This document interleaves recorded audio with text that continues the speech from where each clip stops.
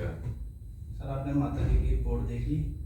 हाँ हाँ हाँ। कमर का दर्द पड़ता होगा क्यों है सर? माता जी के ना रीढ़ की हड्डी में दो मनके कोलैप्स हो गए हैं। कोलैप्स होने का मतलब होता है कि उम्र के कारण, जैसे माता जी की उम्र 65 साल हो गई है, हाँ जी। तो उस वजह से माता जी पहले गिरे तो नहीं कभी? पिछले कुछ टाइम में, 1-2 महीने पहले कभी? हाँ जी सर, गिरे थे। कितना टाइम हो गया? हो गए सर 5-6 महीने हो गए। अच्छा, 5-6 महीने हो हाँ गए। जी। तो तब से कमर में दर्द कह रहे हैं? हाँ जी सर। अच्छा, तो क्योंकि माता जी की उम्र की वजह से माता जी की हड्डियां कमजोर हो गई हैं, तो उनकी रीढ़ की हड्डी भी कमजोर हो गई है। इसको हम ऑस्टियोपोरोसिस बोलते हैं। उम्र के साथ जब हड्डी कमजोर हो जाती है ठीक। तो कई बार माइनर चोट लगने से ही, घर में ही कई बार पैर फिसल गया, गिर गए, उस वजह से ही ये जो रीढ़ की हड्डी के मनके होते हैं हाँ जी। ये कोलैप्स हो जाते हैं, फ्रैक्चर हो जाते हैं, तो ये दब जाते हैं। जब ये मनके दबने शुरू हो जाते हैं तो कई बार मरीज को इस तरह का बैक पेन, जो कई बार लंबा चलता है और कई बार टाइम के साथ साथ प्रोग्रेस हो जाता है, बढ़ जाता है टाइम के साथ, जैसे जैसे इस पे दबाव बढ़ता रहता है तो दर्द बढ़ता रहता है टाइम के साथ। तो इनके दो मनके रीढ़ की हड्डी में L1 और L5 दो मनके कोलैप्स हो गए हैं, दब गए हैं, उस वजह से माता जी को दर्द हो रहा है। ठीक है। हाँ जी।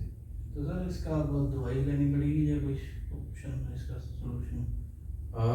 इसमें माता जी क्योंकि पहले ही 2-3 महीने काफी दवाई खा चुके हैं, हाँ जी सर। तो दवाई का ज्यादा रोल नहीं रहता। शुरू में तो हम कोशिश करते हैं कि कोशिश की जाए कि दवाई देके इस कमर के दर्द को ठीक किया जाए, पर क्योंकि ऑलरेडी ऑलमोस्ट 3 महीने माता जी दवाई खा चुके हैं, हाँ जी।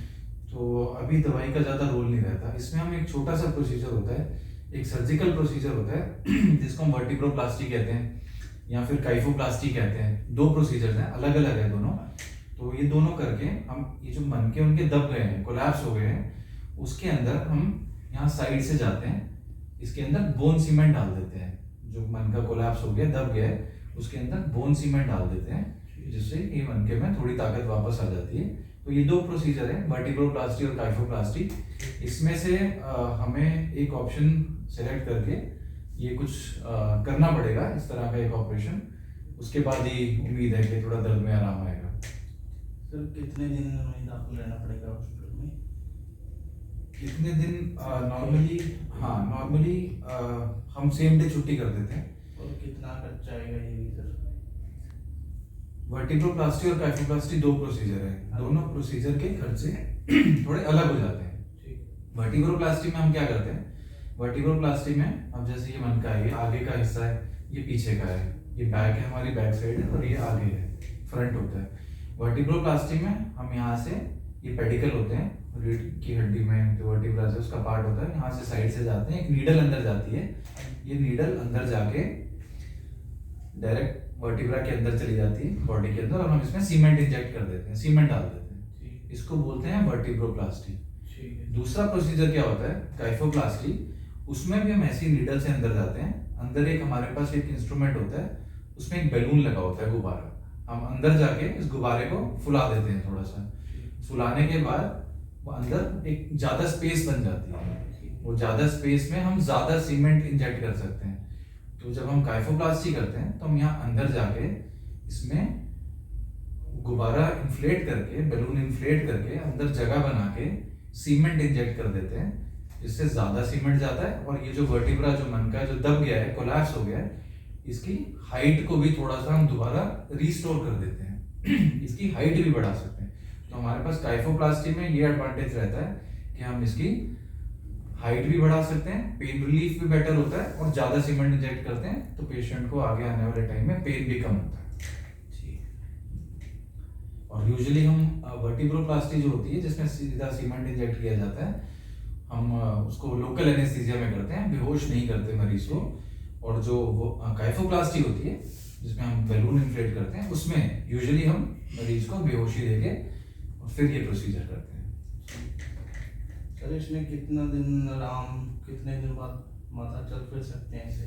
देखो, माता जी जिस कंडीशन में अभी हैं, उस कंडीशन में तो ऑपरेशन के तुरंत बाद भी होंगी। अभी भी वो चल फिर पा रही हैं, चल तो रही हैं, अभी भी पेन है बहुत ज़्यादा। तो चलने में तो ऐसा नहीं है कि उनको किसी बेड रेस्ट की जरूरत पड़ेगी। हम ऑपरेशन वाले दिन ही नॉर्मली सेम डे डिस्चार्ज कर देते हैं, और पेशेंट चल के ही घर जाता है। अगर किसी तरह की कोई कॉम्प्लिकेशन ऑपरेशन के दौरान नहीं हुई है तो मरीज चल के ही घर जाता है और यूजुअली सेम डे या ज़्यादा से ज़्यादा नेक्स्ट डे मरीज की छुट्टी कर देते हैं। ठीक। नॉर्मल रूटीन में कोई चेंज नहीं आता है। ठीक। अपना पेशेंट वॉक करना, सैर करना, नॉर्मल एक्टिविटी जो अपना रूटीन है वो ऑपरेशन के अगले दिन भी कर सकता है। कोई ज़्यादा बड़ा कट तो नहीं लगेगा सर इसमें ना? नहीं, इसको हम चीरे से नहीं करते हैं। इसमें सिर्फ एक नीडल की एंट्री पॉइंट, जो एक पतला सा, जितनी जगह एक नीडल को अंदर जाने के लिए चाहिए उतनी ही जगह से इसमें एंट्री की जाती है। एक नीडल जितना बस चीरा आता है। नॉर्मली कोई टांका भी नहीं लगता और कोई चीरा ऐसे सामने दिखता नहीं है इसमें। ठीक है, आपको कुछ और पूछना है? नहीं सर, मैं चलो घर वालों से एक बार बात करता हूँ, फिर आपको बताते हैं। ठीक है।